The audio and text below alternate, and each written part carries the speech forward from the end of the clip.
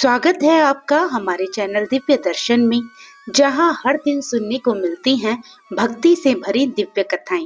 आज हम सुनेंगे पुरुषोत्तम मास महात्म्य के अध्याय 3 की पावन कथा, जिसमें दुखी अधिमास स्वयं भगवान विष्णु की शरण में पहुंचता है। तो इस कथा को अंत तक अवश्य सुनिएगा और अगर आप मेरे चैनल पे नए हो तो सब्सक्राइब करना मत भूलिएगा। तो चलिए अपने मन को संसार की चिंताओं से हटाकर भगवान श्री कृष्ण के चरणों में लगाते हैं और प्रेम तथा श्रद्धा से पुरुषोत्तम मास महात्म्य की ये पावन कथा सुनते हैं। ऋषि गण बोले, हे महाभाग, नर के मित्र नारायण नारद के प्रति जो शुभ वचन बोले वह आप विस्तार पूर्वक हमसे कहिए। तब ऋषि गणों के पूछने पर श्री सूत जी महाराज बोले, हे ऋषियों, नारायण ने नारद के प्रति जो सुंदर वचन कहे वह जैसे भी मैंने सुने हैं वैसे ही विस्तार पूर्वक कहता हूँ। आप सभी सावधान होकर सुनिए। हे नारद, पहले भगवान श्री कृष्ण ने राजा युधिष्ठिर से जो कहा था वो मैं कहता हूँ, सुनो। एक समय धार्मिक राजा अजात शत्रु युधिष्ठिर छल प्रिय धृतराष्ट्र के दुष्ट पुत्रों द्वारा द्रुत कीड़ा में हार गए। सबके देखते ही देखते अग्नि से उत्पन्न हुई धर्मपरायणा द्रौपदी के बालों को पकड़कर दुष्ट दुशासन ने खींचा। बाल पकड़कर खींचने के बाद वह द्रौपदी के वस्त्र उतारने लगा। तब भगवान श्री कृष्ण ने द्रौपदी की रक्षा की। उसके बाद पांडव राज्य को त्याग कर काम्यक वन में रहने चले गए। वहां अत्यंत क्लेश से भरे वे वन के फलों को खाकर अपना जीवन यापन करने लगे। जैसे जंगली हाथियों के शरीर में बाल रहते हैं, उसी प्रकार पांडवों के शरीर में भी बाल हो गए थे। इस प्रकार दुखी पांडवों को देखने के लिए भगवान देव की सुत मुनियों के साथ काम्यक वन में गए। उन भगवान को देखकर मृत शरीर में पुनः प्राण आ जाने की तरह युधिष्ठिर, भीमसेन, अर्जुन आदि प्रेम विह्वल होकर सहसा उठ खड़े हुए और बड़े मन से बड़ी प्रसन्नता के साथ श्री कृष्ण के गले मिले और भगवान श्री कृष्ण के चरण कमलों में भक्ति पूर्वक नमस्कार करने लगे। द्रौपदी ने भी धीरे धीरे वहां आकर आलस्य रहित होकर भगवान को शीघ्र ही नमस्कार किया। उन दुखी पांडवों को मृग की खाल के वस्त्रों को पहने देख और पूरे शरीर में धूल लगी हुई, रूखा शरीर, चारों तरफ बाल बिखरे, द्रौपदी को भी उसी प्रकार दुर्बल शरीर वाली और दुखों से घिरे हुए श्री कृष्ण जी ने देखा। इस तरह दुखी पांडवों को देखकर भगवान कृष्ण बड़े दुखी हुए। भक्त वत्सल भगवान धृतराष्ट्र के पुत्रों को जला देने की इच्छा से उन पर क्रोधित हो गए। विश्व की आत्मा भोहों को चढ़ाकर गुरेर कर देखने वाले करोड़ों कालों के कराल मुख की तरह मुख वाले धधकती हुई प्रलय की अग्नि के समान उठे हुए होठों को दांत के नीचे जोर से दबाकर तीनों लोकों को जला देने के लिए ऐसे उद्यत हुए जैसे श्री सीता जी के वियोग से संतप्त भगवान रामचंद्र को रावण पर क्रोध आया था। उसी प्रकार क्रुद्ध भगवान को देखकर कांपते हुए अर्जुन श्री कृष्ण को प्रसन्न करने के लिए द्रौपदी, धर्मराज तथा और लोगों से भी अनुमोदित होकर शीघ्र ही हाथ जोड़कर उनकी स्तुति करने लगे। अर्जुन बोले, हे कृष्ण, हे जगत के नाथ, हे नाथ, मैं जगत से बाहर नहीं हूँ, आप ही जगत की रक्षा करने वाले हैं। हे प्रभु, क्या आप मेरी रक्षा नहीं करेंगे? जिनके नेत्र के देखने से ही ब्रह्मा जी का पतन हो जाता है, उनके क्रोध करने से क्या नहीं हो सकता? ये कौन जानता है कि क्या होगा? हे संहार करने वाले, क्रोध का संहार कीजिए।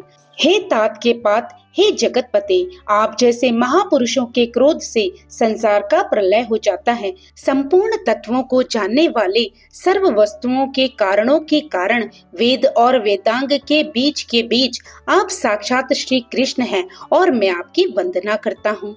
आप ईश्वर हैं। इस चराचर संसार को आपने उत्पन्न किया है। सर्व मंगल के मांगल्य हैं और आप ही सनातन के बीज रूप हैं। इसलिए एक के अपराध से अपने बनाए समस्त विश्व का आप नाश कैसे करेंगे? कौन भला ऐसा होगा जो मच्छरों को जलाने के लिए अपने ही घर को जला देता हो? श्री नारायण बोले, दूसरों की वीरता को मर्दन करने वाले अर्जुन ने भगवान से इस प्रकार निवेदन कर प्रणाम किया। श्री सूत जी कहने लगे, हे ऋषियों, श्री कृष्ण जी ने अपने क्रोध को शांत किया और स्वयं भी चंद्रमा की तरह शांत हो गए। इस प्रकार भगवान को शांत देखकर पांडव स्वस्थ हुए। प्रेम से प्रसन्न मुख और प्रेम विह्वल हुए सभी ने भगवान को प्रणाम किया और फिर जंगली कंद मूल फल आदि से उनकी पूजा की।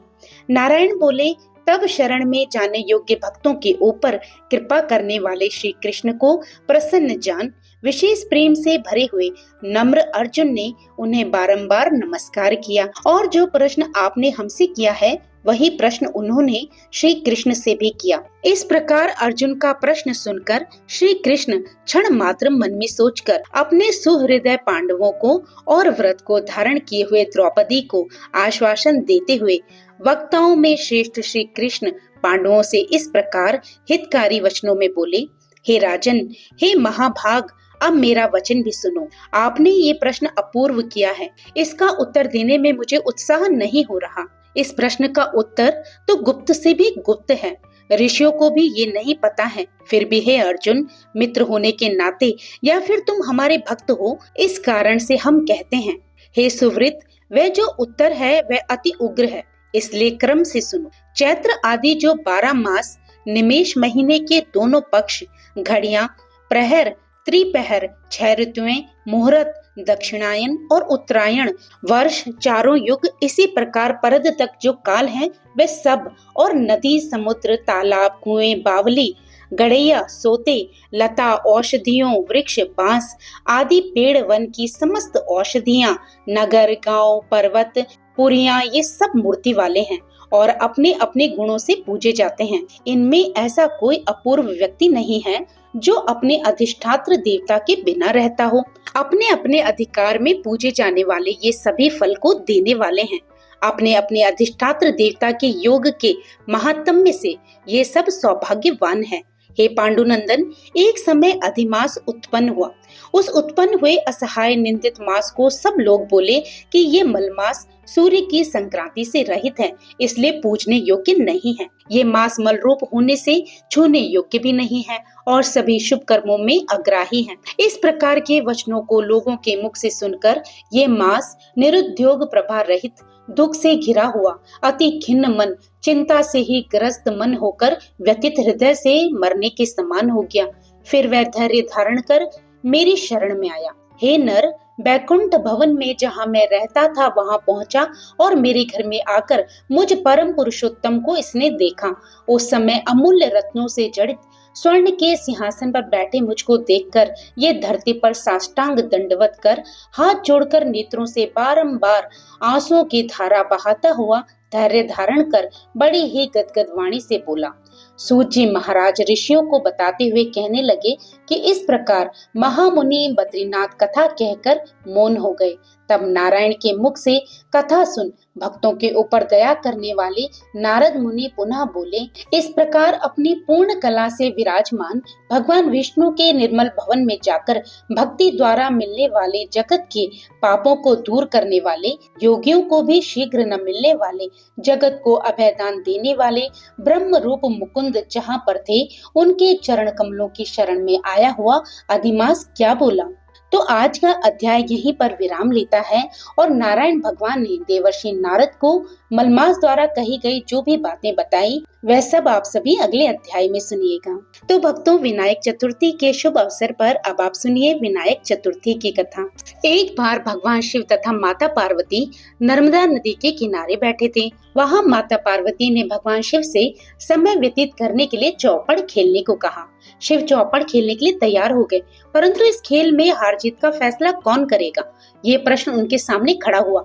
तो भगवान शिव ने कुछ तिनके इकट्ठे किए और उसका एक पुतला बनाकर उसकी प्राण प्रतिष्ठा कर दी और पुतले से कहा कि बेटा, हम चौपड़ खेलना चाहते हैं, परंतु हमारी हार जीत का फैसला करने वाला कोई नहीं है, इसलिए तुम बताना कि हम दोनों में से कौन हारा और कौन जीता।